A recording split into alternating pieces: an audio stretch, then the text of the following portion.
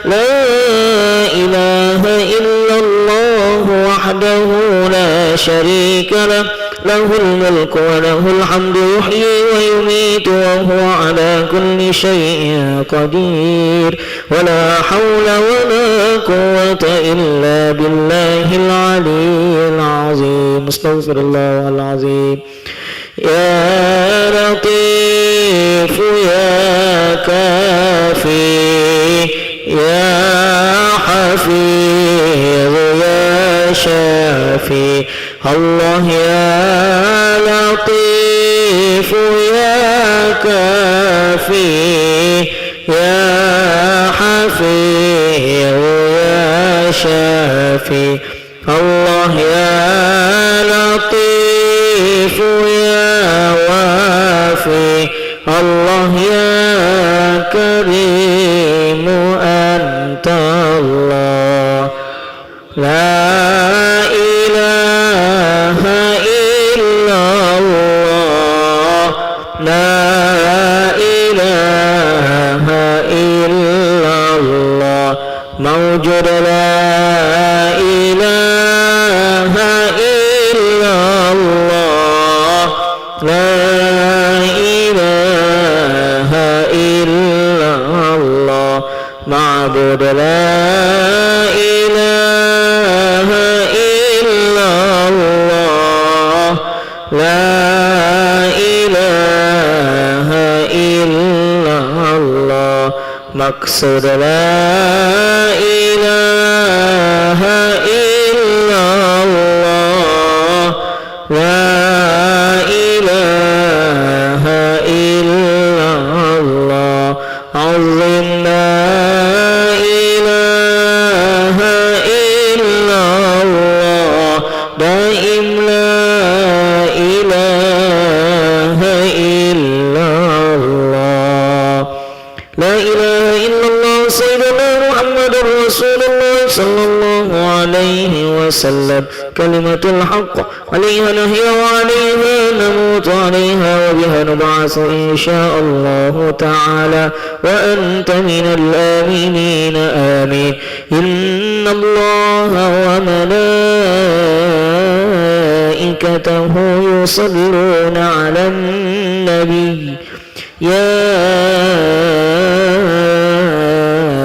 أيها الذين آمنوا صلوا عليه وسلموا تسليما اللهم صل وسلم وبارك عليه وعلى آله الفاتحة إلى حضرة النبي مصطفى محمد صلى الله عليه وآله وسلم وعلى آله وصحبه وأزواجه وذريته وأهل بيته وجميع الحفاظ الكرام وخصوصا الشيخ عبد القادر الجيلاني وخصوصا أبو ياسين محمد بن علوي الملك الحسن وسلم وفروعهم ثم إلى أستاذنا ومربنا الحبيب أحمد بن عبد الله الحوشي والحبيب عبد الرحمن بن عبد الله الحوشي ثم إلى خصوصا سيد الحفاظ الكرام كهجي كيكوس عبد الرشيد الصديق الحافظ وكهجي دانا سعد كنديس الحافظ وكهجي سيدي مصطفى وكهجي جدلان علي وكهجي زين شكري وكهجي أحمد رافع وصري وكهجي صلينا سبوان بن نجان ورسبوان ثم إلى خصوصا أستاذنا ومربنا كهجي كيكوس أحمد نواوي دنشي الحافظ كيكوس دنشي كمسجد دي أزهري الحافظ كمسجد نوني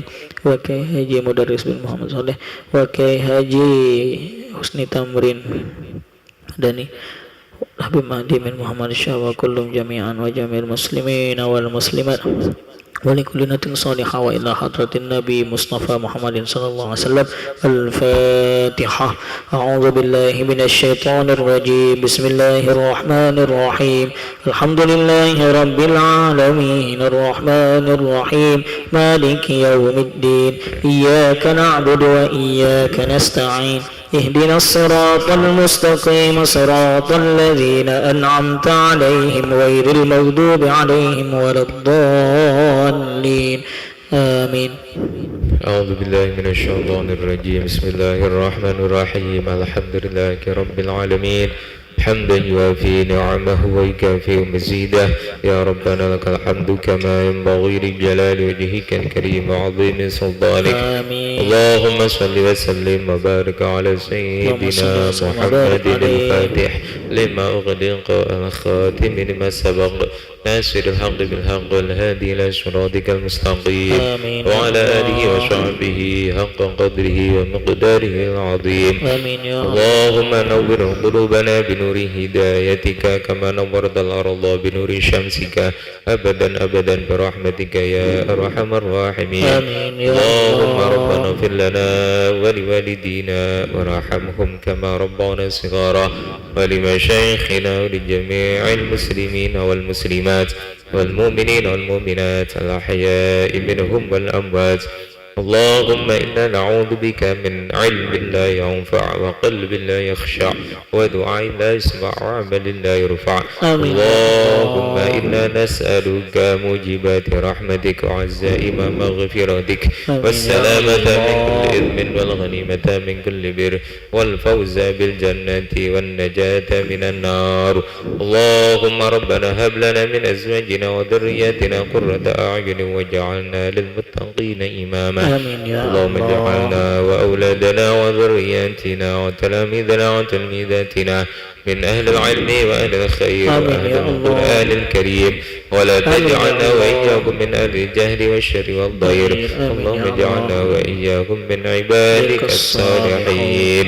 اللهم إنا نسألك رضاك والجنة ونعوذ بك من سخطك والنار. ربنا تقبل منا إنك أنت السميع العليم وتب علينا إنك أنت التواب الرحيم. ربنا آتنا في الدنيا حسنة وفي الآخرة حسنة وقنا عذاب النار وأدخلنا الجنة مع الأبرار يا عزيز يا غفار يا رب العالمين. وصلى الله على سيدنا محمد النبي الأمي وعلى آله وصحبه وبارك وسلم. سبحان ربك رب العزة عما يصفون وسلام على المرسلين الحمد لله رب العالمين. بسر الفاتحة. أعوذ بالله من الشيطان الرجيم. بسم الله الرحمن الرحيم. الحمد لله رب العالمين الرحمن الرحيم مالك يوم الدين. صراط الذين أنعمت عليهم غير المغضوب عليهم ولا الضالين. آمين. اللهم يا مجيب السائلين. اللهم بحق الفاتحة وبسر الفاتحة وبمعجزات الفاتحة أن ترزقنا صحة وسلامة في الدين والدنيا والآخرة. اللهم يا فارج الهم يا كاشف الغم يا من لعبده يغفر ويرحم ويا دافع البلاء يا الله يا دافع البلاء يا رحمن ادفع عنا البلاء يا رحيم من كل بلاء الدنيا وعذاب الآخرة. دعواهم فيها سبحانك اللهم وتحيتهم فيها سلام وآخر دعواهم أن الحمد لله رب العالمين. تقبل الله منكم.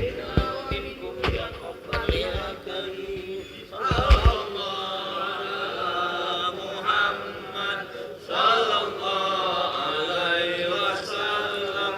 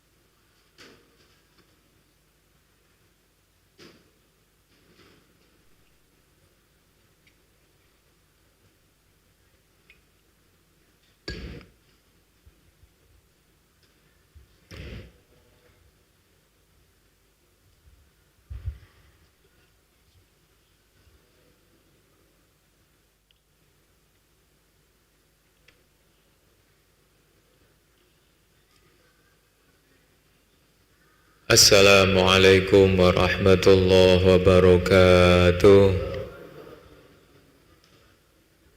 Ila hadratin Nabi Mustafa Sayyidina Maulana Muhammadin sallallahu alaihi wasallam wa alihi wa ashabihi wa azwajihi wa dhurriyyatihi jami'a ikhwanihi minal anbiya'i wal mursalin wa syuhada was salihin al-ulama al-amilin masyayikhina fid din wa likulli waliyin waliyah min masyariqil ardi ila maghribiha wa masyayikhina wa asatidina wa muallimina wa ulama'ina wa ila abaina wa ummatina wa ajdadina jaddadina wa usulihim wa bura'ihim syahadillahi lahumul fatihah.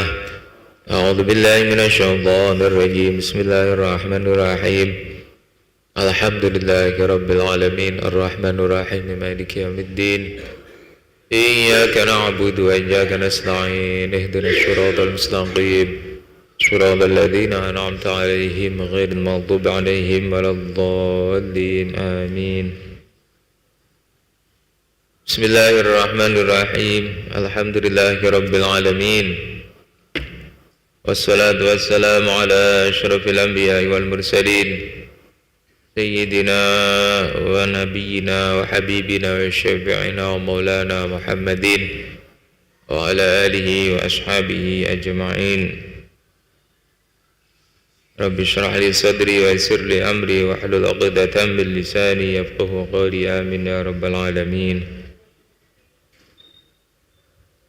Hadratal muhtaramin yang selalu kita muliakan, para alim, para ulama, para guru-guru kita, semoga beliau-beliau senantiasa diberi kesehatan oleh Allah Subhanahu wa ta'ala. Bapak-bapak, para jamaah yang selalu kami muliakan, dan semoga kita semua senantiasa dimuliakan oleh Allah Subhanahu wa ta'ala. Puji syukur alhamdulillah, tidak bosan-bosannya kita haturkan kepada Allah Subhanahu wa ta'ala. Alhamdulillah, berkat nikmat Allah kita terus bisa menjalankan aktivitas kita, khususnya menjalankan segala perintah-perintah Allah dan menjauhi segala larangannya. Mudah-mudahan senantiasa kita diberi keistiqomahan oleh Allah Subhanahu wa ta'ala. Amin ya rabbal alamin. Selanjutnya salawat dan salam semoga tetap tercurahkan kepada junjungan kita, Nabi kita Muhammad sallallahu alaihi wasallam, yang kita harapkan syafaatnya min yaumina hadza hatta al-qiyamah. Amin ya rabbal alamin. Para jamaah rahimakumullah, alhamdulillah kembali kita bisa hadir di dalam majelis ilmu, dan insyaallah kita yakin bersama kalau majelis ilmu itu adalah majelis yang mendatangkan banyak rahmat dan barokah dari Allah Subhanahu wa ta'ala. Ada sebuah riwayat hadis yang menyampaikan bahwasannya Rasul pernah datang ke dalam masjid, sebuah tempat. Di situ banyak sahabat-sahabatnya berkumpul. Ya, ada dua perkumpulan di dalam masjid itu. Yang pertama, perkumpulan sahabat yang lagi melaksanakan zikir dan doa, dan Rasul tersenyum. Nah, ini berarti tanda Rasul setuju dan senang. Tetapi kemudian Rasul berkata, orang tersebut berzikir, berdoa, insya Allah akan mendapatkan apa yang dia niatkan, yang dia hajatkan, kalau niatnya baik. Tetapi bisa juga kemungkinan Allah menolak hajat dan doanya kalau mungkin niatnya buruk. Kemudian ada majelis yang satunya yang didatangi oleh Rasul. Majelis apa itu? Yaitu majelis ilmu. Majelis ilmu itu yang berisi tentang pelajaran-pelajaran tentang bagaimana beribadah, yang di dalamnya menjelaskan tentang apa ini yang halal, apa itu yang haram, apa ini yang halal, apa yang haram. Nah, yang didatangin oleh Rasul atau yang Rasul ikut di dalamnya yaitu majelis ilmu ini tadi. Majelis ilmu tadi. Ya. Yang majelis zikir, majelis doa, ya cuman lihat saja Rasul, ya. Tetapi yang benar-benar Rasul datang untuk hadir di majelis itu, kumpulan itu, yaitu kumpulan yang di dalamnya tentang ilmu. Rasul pun berkata, majelis ilmu inilah yang akan menjadikan orang-orang itu hilang kebodohannya. Lantaran ilmu tadi, yang bodoh jadi pintar, yang nggak tahu jadi tahu, yang ibadahnya belum benar jadi benar. Nah itu. Nah, dengan seperti ini akan banyak sekali manfaatnya. Para jamaah rahimakumullah, selanjutnya kita akan meneruskan pembahasan tentang tafsir ayatil ahkam kemarin, yaitu berkaitan dengan tolak atau cerai. Sudah kami singgung kemarin, ketika orang cerai yang cerainya itu sudah maksimal 3 kali, maka dia tidak bisa kembali lagi kepada istrinya, ya, alias tidak bisa lagi rujuk. Ya, tidak bisa lagi rujuk, karena rujuk itu hanya untuk cerai pertama dan kedua. Ketika sudah cerai yang ketiga, maka tidak bisa lagi rujuk. Ini disampaikan di dalam firman Allah, fa in talaqaha fala tahillu lahu min ba'du hatta tankiha zawjan ghairah. Jadi ketika engkau mencerainya sudah 3 kali, maksudnya, maka tidak boleh lagi kembali kepada istrimu itu, ya, hatta tankiha zaujan ghairah, sehingga istrimu itu menikah dengan suami yang lain. Alias maksudnya apa? Ketika dia istri tadi menikah dengan suami yang lain, kemudian oleh suami yang lain itu pun dicerai, maka baru boleh ya kembali lagi ke istrinya itu.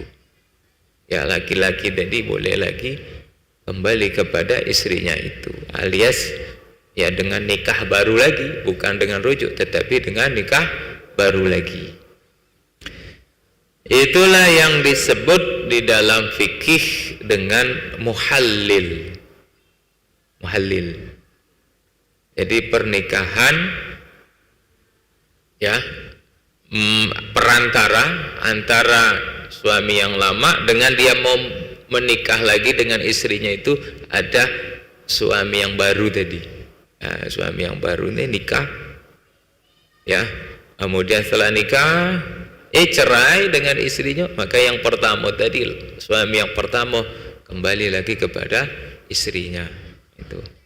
Namun yang demikian itu harus dengan cara berraghbah. Memang pernikahan itu bukan pernikahan yang direkayasa,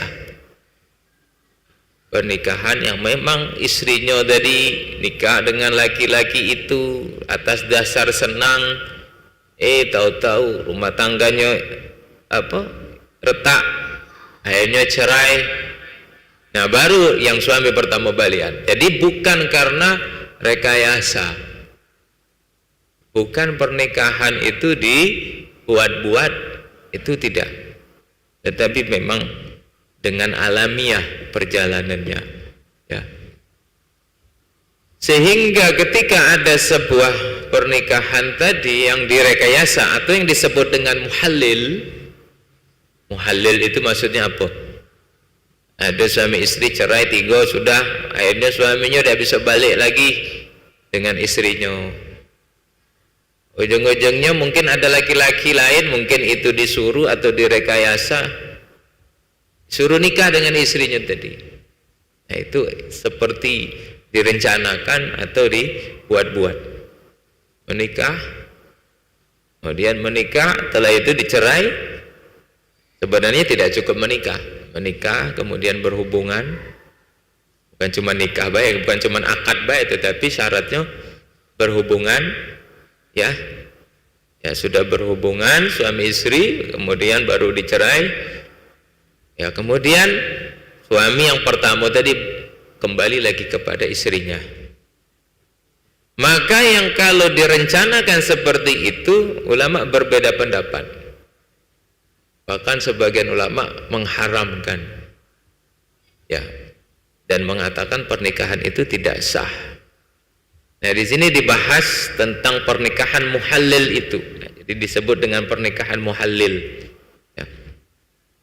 Al-muhallil bikasril lami huwa alladhi yatazawwaju al-mutallaqata thalathan biqasdi ayyahillaha lizawjil awwal.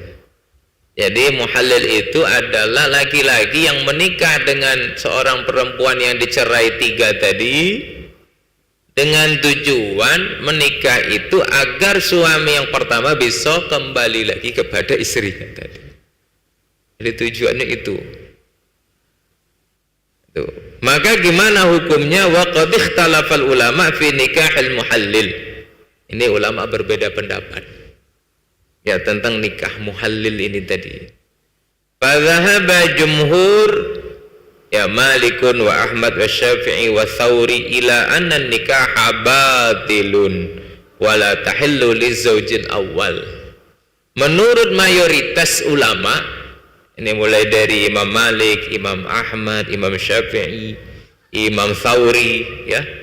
Mayoritas ulama mengatakan pernikahan muhallil itu batal, tidak sah. Ya karena tadi ada niat tadi sudah. Niat dia nikah agar kawannya mungkin yang suami yang pertama tadi bisa kembali lagi kepada istrinya. Ini sudah niat yang tidak baik, tidak diperbolehkan. Maka menurut mayoritas ulama ketika ada pernikahan seperti itu, maka pernikahan itu batal, tidak sah. Kalau terjadi, maka ya ketika pernikahan muhallil gak sah, ya secara ya tidak langsung secara itu yang kembalinya suami yang pertamanya itu juga tidak boleh, tidak halal. Ya, suami pertama tadi kembali lagi kepada istrinya juga tidak halal, ya nggak boleh. Tuh. Itu pendapat mayoritas ulama. Ya, ya mereka berpendapat ini karena ada dasarnya, dalilnya karena Nabi berkata, la'ana Rasulullahi al-muhallila wal muhallalalah. Jadi Rasul itu melaknat, ya bahkan yang mengharamkan seorang muhallil. Ya muhallil tadi yang nikah karena tujuan nak bantu kawannya tadi, istilahnya itu nikah tapi nak bantu kawannya biar kembali lagi kepada istrinya. Nah ini Rasul melaknat muhallilnya maupun yang muhallallah itu yang nyuruhnya tadi, yang kawannya tadi. Nah ini baik kawannya maupun yang nyuruhnya itu ya dilaknat oleh Rasulullah sallallahu alaihi wasallam. Sehingga dari sinilah ulama mengharamkan pernikahan muhallil tadi. Itu menurut mayoritas. Sedangkan ada pendapat yang membolehkan, wa qala al-Hanafiyyatu wa ba'du fuqaha asy-Syafi'iyah, ya Hanafiyah dan sebagian ya mazhab Syafi'i itu membolehkan, tetapi makruh, wa huwa makruhun, hukumnya makruh. Pernikahan itu makruh, ya. Dianggap sah pernikahan itu tetapi berhukum makruh, ya. Tuh. Namun ya ketika sudah ada unsur rekayasa itu ya pendapat yang lebih kuat itu yang banyak dipakai oleh ya mayoritas ulama tadi yang mengatakan pernikahan muhallil itu hukumnya tidak sah, ya tidak sah. Jadi yang boleh itu ketika alami. Jadi yang pertama tadi misalnya suami cerai sampai 3, nak balikan lagi, biarin aja alami. Istrinya nikah dengan wong yang dia cintai misalnya, tuh, atau dicerai sama suaminya, muncul lagi cinta kepada suami yang pertama. Nah kalau itu alami, ya pernikahan itu alami, berjalan, ya mengalir saja, tidak ada unsur rekayasa atau direncana, maka boleh, ya boleh itu tadi. Tapi kalau direkayasa itu tidak boleh. Nah itu pernikahan muhallil. Nah itu. Nah ketika mau kembali suaminya tadi dengan istrinya, istrinya sudah nikah lagi kemudian dicerai sama suaminya, maka apa yang harus dilakukan? Pertama, ya istrinya diceraikan oleh suami yang kedua. Nah, itu kemudian istrinya sudah pernah dikumpuli, ya pernah berhubungan sudah, kemudian dicerai. Setelah dicerai selesai masa iddahnya, iddah istrinya selesai, baru kemudian suami pertama kembali lagi kepada istrinya dengan menggunakan akad yang baru. Akad yang baru itu ya berarti syarat dan rukunnya harus lengkap, harus sempurna. Jadi ada walinya, ada saksinya, nah itu, ada pas kawinnya, nah itu akad yang baru. Para jamaah rahimakumullah, kemudian berkaitan juga dengan cerai, ada 2 macam cerai secara prakteknya atau ucapannya. Ada yang disebut dengan cerai yang sharih, tolak sharih, ada yang tolak kinayah. Ya, tolak sharih itu talak atau cerai yang menggunakan bahasa yang jelas bermakna cerai. Dalam bahasa Arab itu ada 3 yang jelas. Satu menggunakan bahasa tolak, yang kedua menggunakan bahasa firaq, yang ketiga siroh. Nah 3 kata ini dalam bahasa Arab itulah yang disebut dengan tolak sharih, jelas. Dalam bahasa Indonesia mungkin dengan kata-kata cerai, aku cerai kamu misalnya. Nah ini sharih, jelas. Sehingga yang sharih jelas ini tidak lagi membutuhkan niat. Alias apa? Ketika bahasa itu sudah terucap, maka berarti sudah jatuhlah cerai. Itu yang dinamakan dengan tolak sharih. Makanya kita harus berhati-hati, ya, seorang suami harus berhati-hati jangan ya menggunakan lafaz cerai, lafaz tolak, talak itu ya dengan sembarangan, tidak boleh. Itu kalau ya di hadapan istrinya bisa jatuh cerai itu. Tidak harus niat, tidak harus niat, terucap saja sudah jatuhlah cerai. Itu yang pertama. Yang kedua ada tolak yang kinayah. Jadi dengan bahasa yang bahasa itu tidak jelas mengarah kepada cerai. Contoh misalnya suaminya ngomong, baliklah kau ke rumah wong tuamu. Nah, ngusir. Ya. Kalau bahasa itu digunakan, ini bisa ada 2 kemungkinan. Kemungkinan pertama dia cuma ngusir aja, tapi yang kemungkinan kedua itu bisa bermakna berarti cerai. Nah kalau kinayah yang seperti ini membutuhkan niat. membutuhkan niat dari orang yang mengucapkan, yaitu suaminya.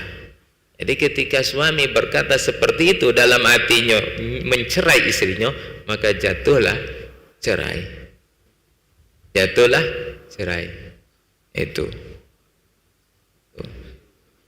Atau dengan bahasa, sudah kita selesai sampai di sini, tidak usah lagi barengan, tidak usah lagi bersama hidup serumah. Kalau bahasa itu ada unsur niat mencerai, maka jatuhlah cerai. Tapi kalau tidak punya niat, tidak jatuh cerai. Kalau hanya sekedar marah, emosi, teman ngusir baik misalnya, maka tidak cerai. Ya. Jadi cerai dengan menggunakan kata-kata yang kinayah, yang maknanya itu ada banyak kemungkinan makna, maka itu harus membutuhkan niat. Nah, kalau ada niat mencerai, maka jatuhlah cerai itu. Kemudian ada satu lagi yang dibahas, bagaimana dengan tulisan SMS, WA, chat. Nah itu, apakah itu berhukum sharih, jelas jatuh atau tidak? Maka ulama mengatakan dalam sebuah referensi kitab, tulisan itu disamakan dengan tadi yang kinayah. Jadi kalau dia nulis, kau ku cerai misalnya di WA, dikirimkan ke istrinya, kalau ada niat mencerai maka jatuh cerai. Tapi kalau tidak ada niat maka tidak jatuh cerai. Mungkin tidak sengaja terketik atau iseng-iseng ketik, kepencet kirim misalnya, nah itu berarti tidak ada niat. Kalau tidak ada niat tidak jatuh. Kalau itu tulisan, ya, kalau itu berupa tulisan, nah itu dibahas, ya, seperti SMS, WA, nah itu tolak kinayah dengan sharih. Nah, itu beberapa macam tolak. Kemudian yang muhalil tadi, ya, yang mana intinya muhalil itu, ya, mayoritas ulama mengatakan haram, tidak sah tadi, ya. Itu saja yang bisa kami sampaikan. Mudah-mudahan manfaat dan semoga kita senantiasa dijaga oleh Allah Subhanahu wa taala. Amin ya rabbal alamin. A'udzubillahi minasyaitonir rajim. Bismillahirrahmanirrahim. Alhamdulillahirabbil alamin.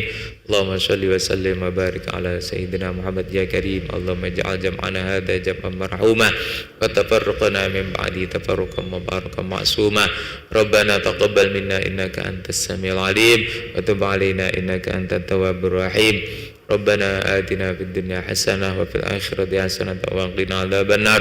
Sallallahu alaihi sayyidina Muhammadin wa alihi washabbihi wasallam. Alhamdulillahirabbil alamin. Terima kasih. Akhirul kalam. Assalamualaikum warahmatullahi wabarakatuh.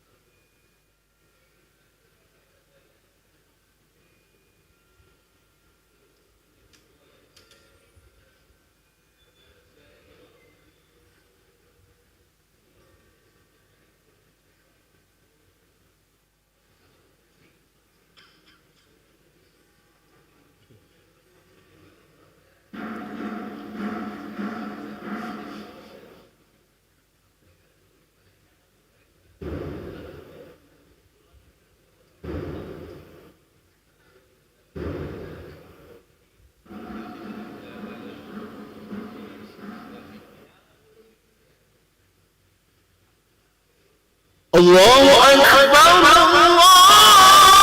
Allahu Akbar, Allah.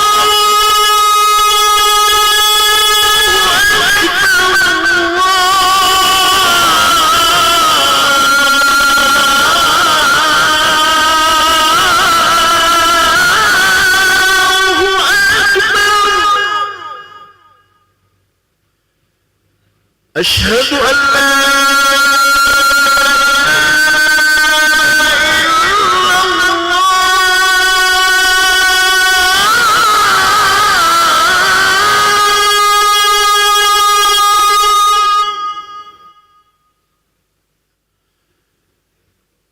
أشهد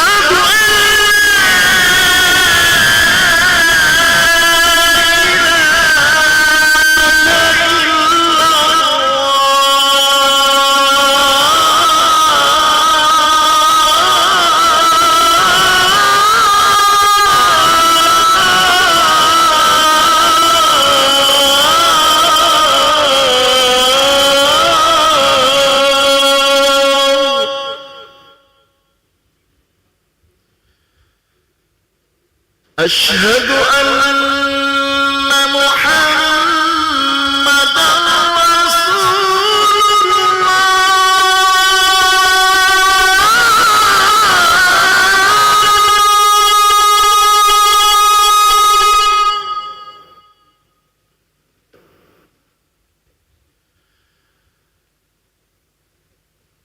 أشهد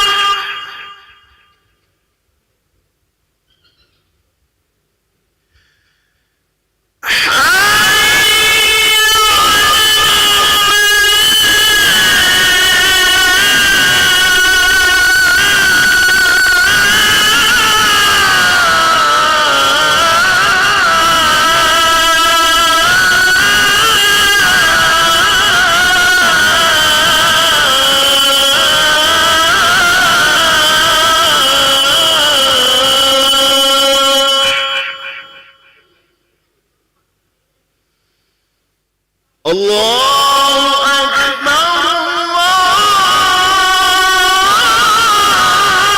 Allahu Akbar.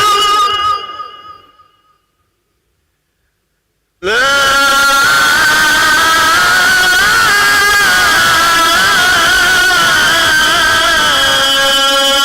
ilaha illallah.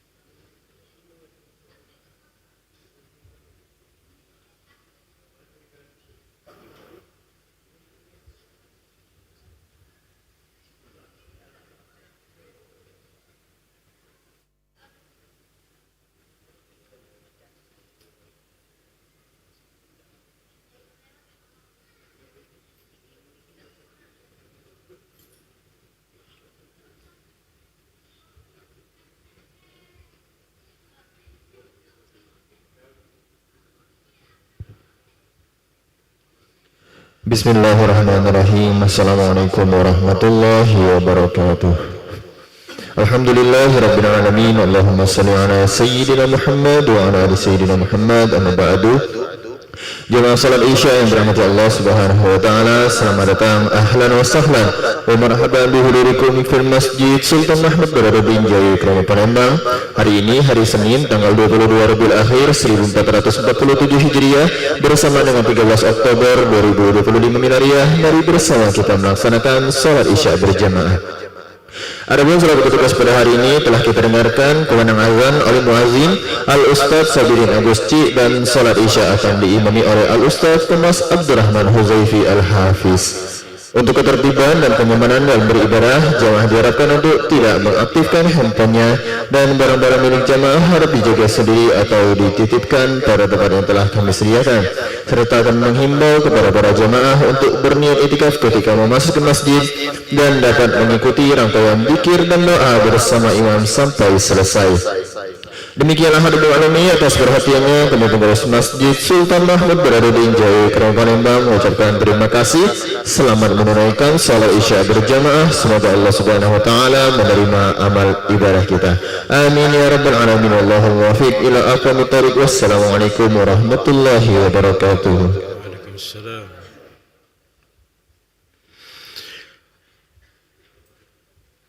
Allahu akbar, Allahu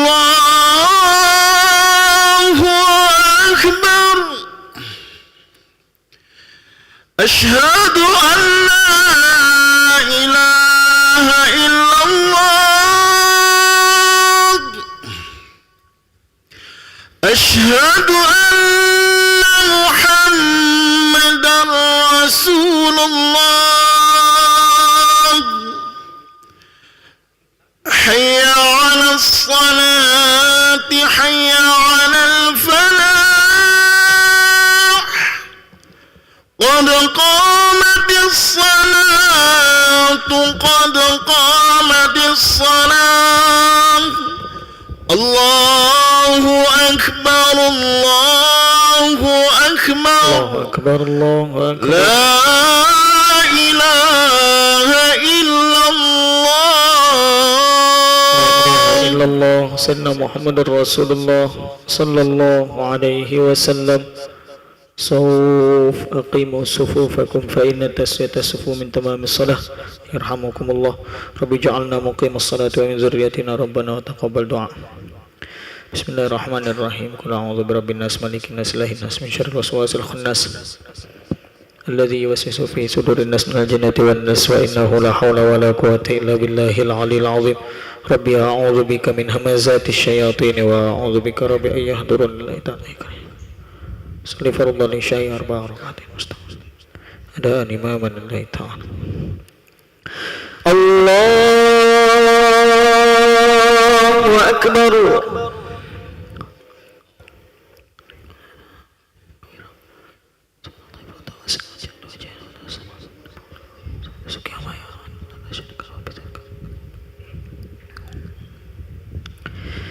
بسم الله الرحمن الرحيم. الحمد لله رب العالمين الرحمن الرحيم مالك يوم الدين إياك نعبد وإياك نستعين اهدنا الصراط المستقيم صراط الذين أنعمت عليهم غير المغضوب عليهم ولا الضالين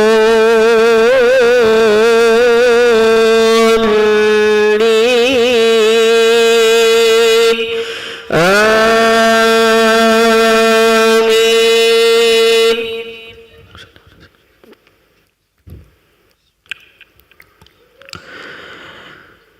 وأتموا الحج والعمرة لله فإن أحسرتم فما استيسر من الهدي ولا تحلقوا رؤوسكم حتى يبلغ الهدي محله فمن كان منكم مريضا أو به أذى من رأسه ففدية من صيام أو صدقة أو نسك فإذا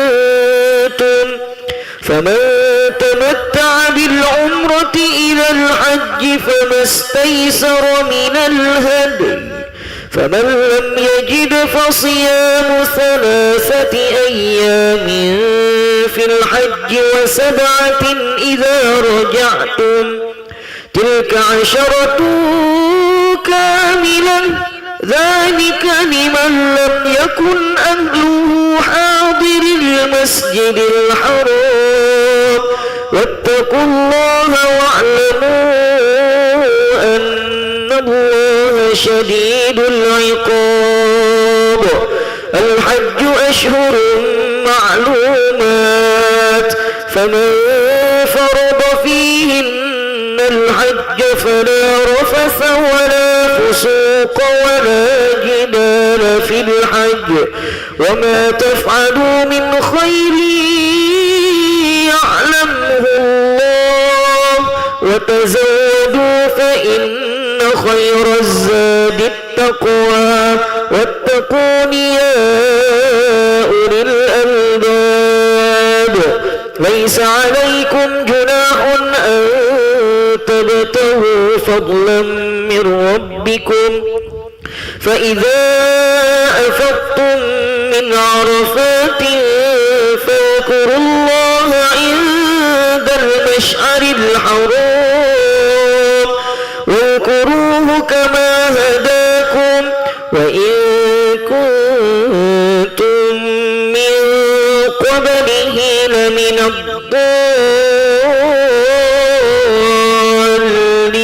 الضالين ثم أفيضوا من حيث أفاض الناس واستغفروا الله إن الله غفور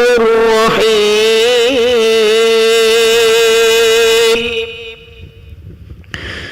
الله أكبر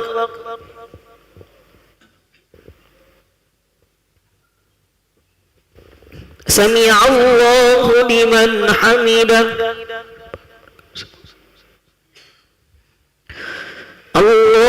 الله أكبر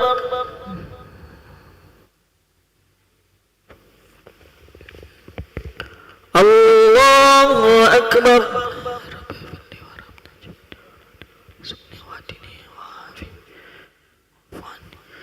الله أكبر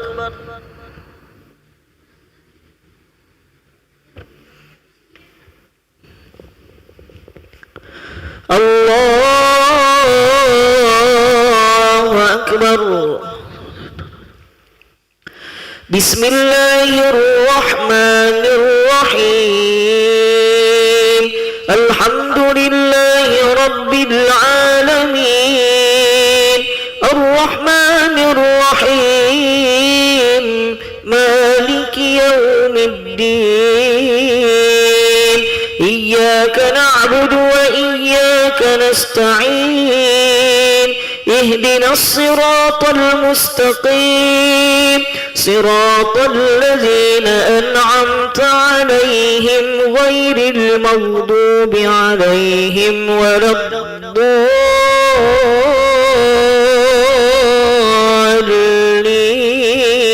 الضالين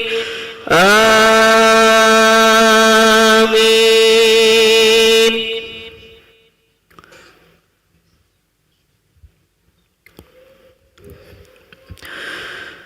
فإذا قضيتم مناسككم فاذكروا الله كذكركم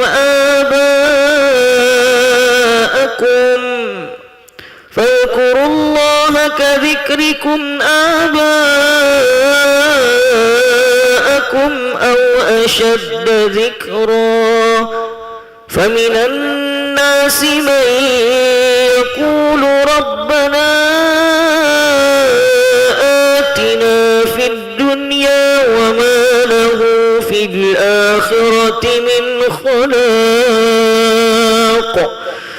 ومنهم من يقول ربنا آتنا في الدنيا حسنة وفي الآخرة حسنة وقنا عذاب النار أولئك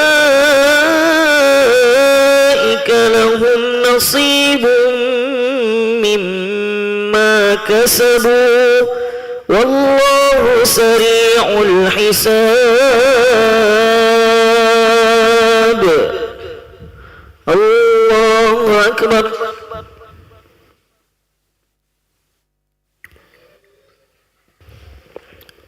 سمع الله لمن حمده.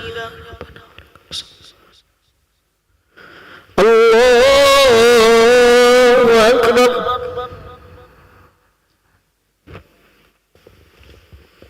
الله أكبر.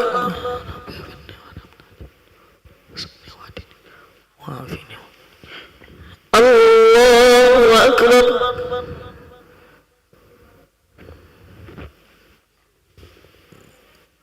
الله أكبر. صلوات الطيبات. السلام عليك يا نبي ورحمة الله.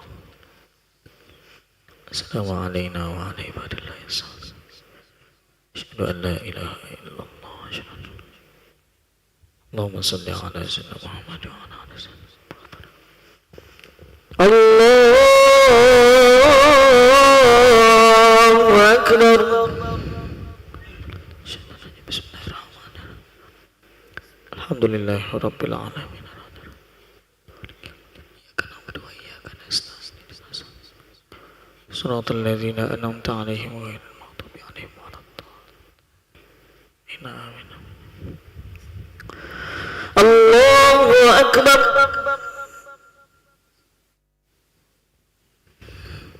سمع الله لمن حمده. الله أكبر.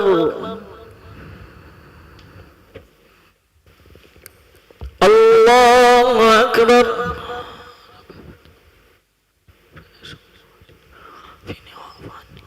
الله أكبر.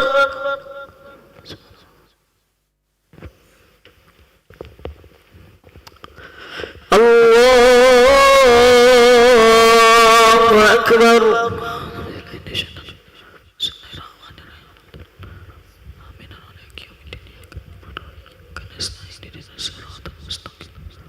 صراط الذين أنعمت عليهم غير المغضوب عليهم ولا الضالين. آمين. الله أكبر. سمع الله لمن حمده. الله أكبر. الله أكبر. وعافني وعاف عني. الله أكبر.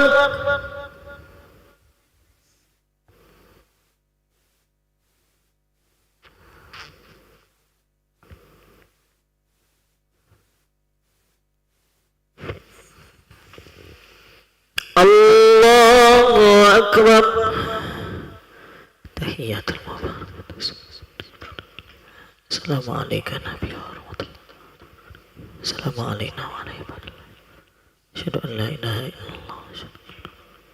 صل على سيدنا محمد وبارك على سيدنا محمد كما باركت على سيدنا محمد. كما يثبت قلبي على دينك.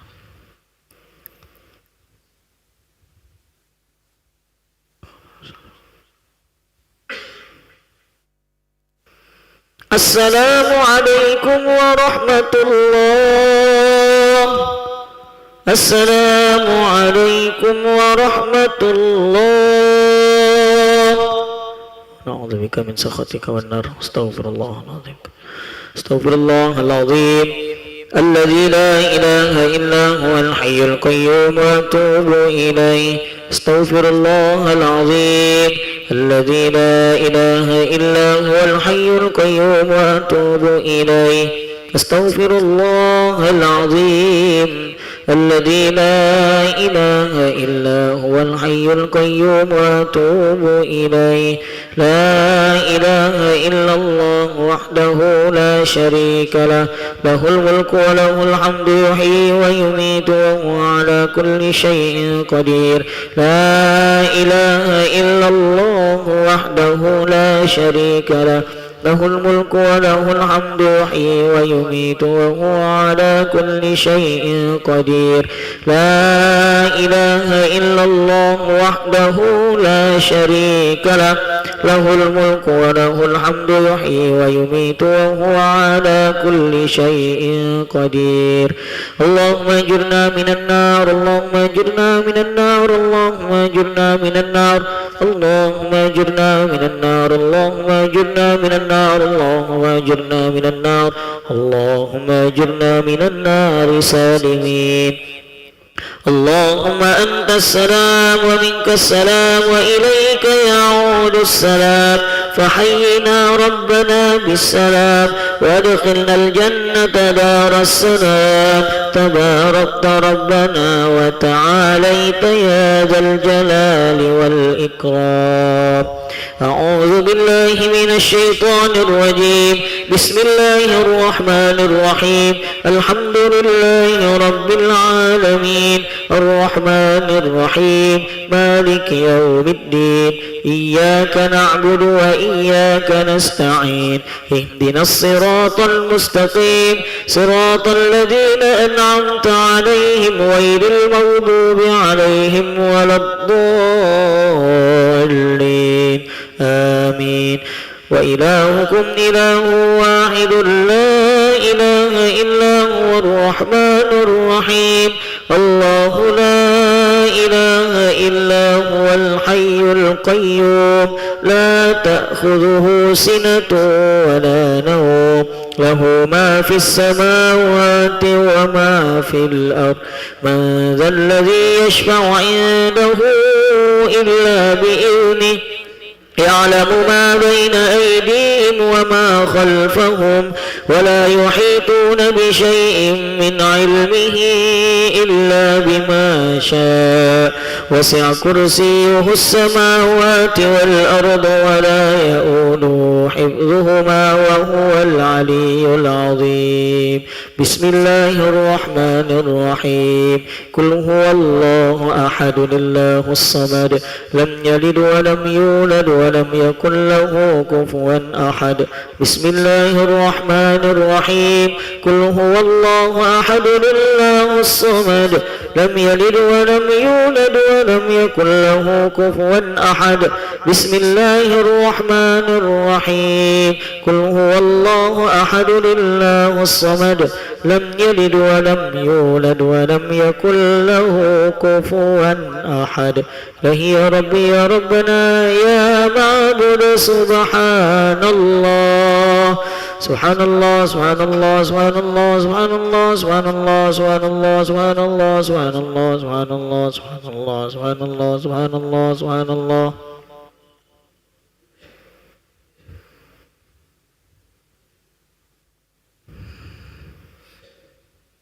سبحان الله سبحان الله سبحان الله بحمده دائما أبدا. الحمد لله الحمد لله الحمد لله الحمد لله الحمد لله الحمد لله الحمد لله الحمد لله الحمد لله الحمد لله الحمد لله الحمد لله الحمد لله.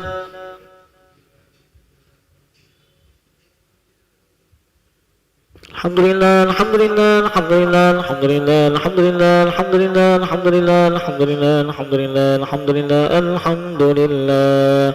الحمد لله رب العالمين على كل حال وفي كل حال وبنعمة. الله أكبر الله أكبر الله أكبر الله أكبر الله أكبر الله أكبر الله أكبر الله أكبر الله أكبر الله أكبر الله أكبر الله أكبر. الله أكبر الله أكبر الله أكبر الله أكبر الله أكبر الله أكبر الله أكبر الله أكبر الله أكبر الله أكبر الله أكبر الله أكبر الله أكبر الله أكبر الله أكبر الله أكبر كبيرا والحمد لله كثيرا وسبحان الله بكرة وأصيلا لا إله إلا الله وحده لا شريك له له الملك وله الحمد يحيي ويميت وهو على كل شيء قدير ولا حول ولا قوة إلا بالله العلي العظيم استغفر الله العظيم إن الله وملائكته يصلون على النبي يا أيها الذين آمنوا صلوا عليه وسلموا تسليما اللهم صل وسلم وبارك عليه وعلى آله الفاتحة إلى حضرة النبي مصطفى محمد صلى الله عليه وسلم وعلى آله وصحبه وأزواجه وذريته وأهل بيته وجميع الحفاظ الكرام وخصوصا عبد القادر الجيلاني وخصوصا أبي ياسين محمد العلوي المالكي الحسن وصلهم وفرعهم ثم إلى رسلنا ومربنا الحبيب أحمد بن عبد الله الحبشي والحبيب عبد الرحمن بن عبد الله الحبشي ثم إلى روح خصوصا سيد الحفاظ الكرام Kiai Haji Kiai Agus Abdul Rasid Siddiq Al-Hafidh wa Kiai Jalan Suat Kandis wa Kiai Haji Sazili Mustafa wa Kiai Jalan Ali wa Kiai Haji Zain Syukri wa Kiai Haji Ahmad Taufiq Asuri thumma ila ruh khususan Kiai Haji Saudara Subhan bin Haji Anwar Rasidwan Abu Ya Kiai Haji Kiai Agus Ahmad Nawawi dan Syekh Al-Hafidh Kiai Kemas Junaidi Azhari Al-Hafidh Masazan Nuni wa Kiai Haji Madarris wa Kiai Haji Sabri Madari Habib Masam bin Ja'far As-Sakbar bin Wazir Habib Mahdi bin Muhammad Syah wa kullum jami'an wa jami'il muslimin wal muslimat wa likulli niyatin salihah wa ala nawama salafuna as-salih wa ila hadratin Nabi Mustafa Muhammadin sallallahu alaihi wasallam الفاتحة أعوذ بالله من الشيطان الرجيم بسم الله الرحمن الرحيم الحمد لله رب العالمين الرحمن الرحيم مالك يوم الدين إياك نعبد وإياك نستعين اهدنا الصراط المستقيم صراط الذين أنعمت عليهم غير المغضوب عليهم ولا الضالين آمين أعوذ بالله من الشيطان الرجيم بسم الله الرحمن الرحيم الحمد لله رب العالمين والعاقبة للمتقين ولا عدوان إلا على الظالمين والصلاة والسلام على أشرف الأنبياء والمرسلين سيدنا ومولانا محمد وعلى آله وصحبه أجمعين اللهم صل وسلم على سيدنا محمد وعلى آله سيدنا محمد السلام عليك يا رسول الله السلام عليك يا حبيب الله السلام عليك يا أيها النبي ورحمة الله وبركاته اللهم صل وسلم على سيدنا محمد طب القلوب ودوائها وعافية الأبدان وشفائها ونور الأبصار وضيائها وقوت الأرواح وغذائها وعلى آله وصحبه وبارك وسلم اللهم اغفر لنا ذنوبنا ولوالدينا وارحمهم كما ربونا صغارا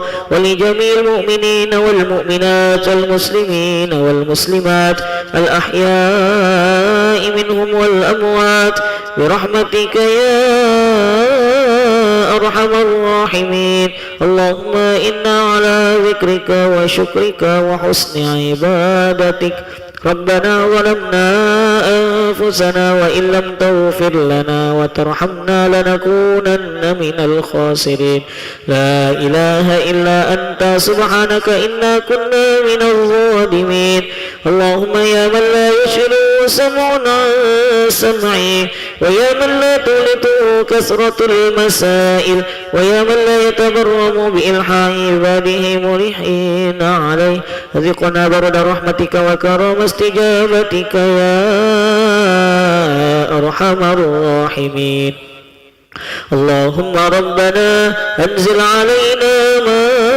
مائدة من السماء تكون لنا عيدا لأولنا وآخرنا وآية منك وارزقنا وأنت خير الرازقين اللهم يا ولي يا حميد يا مبدئ يا معيد يا رحيم يا ودود أولنا بحلالك عن حرامك وبطاعتك عن معصيتك وبفضلك عمن سواك اللهم أحسن عاقبتنا في الأمور كلها وأجرنا من خزي الدنيا وعذاب الآخرة ربنا تقبل منا إنك أنت السميع العليم وتب علينا يا مولانا إنك أنت التواب الرحيم ربنا هب لنا من أزواجنا وذرياتنا قرة أعين واجعلنا للمتقين إماما ربنا آتنا في الدنيا حسنة وفي الآخرة حسنة وقنا عذاب النار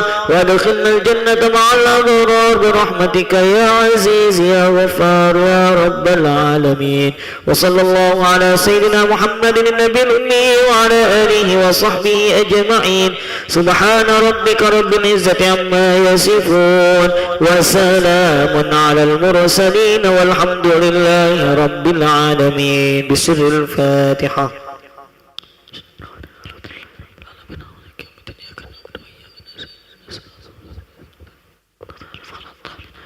آمين يا الله آمين يا رحمن آمين يا رحيم آمين يا مجيب السائلين ولا حول ولا قوة إلا بالله العلي العظيم اللهم بحق الفاتحة وبسر الفاتحة وبكرامة الفاتحة وبنور الفاتحة وبمعجزة الفاتحة افتح لنا باب الخير واجعل لنا من أهل الخير يا من وفق أهل الخير وعناهم عليه وفقنا للخير وإنا عليه الذين دعواهم فيها سبحانك اللهم وتحيتهم فيها سلام وآخر دعواهم أن الحمد لله رب العالمين تقبل الله منكم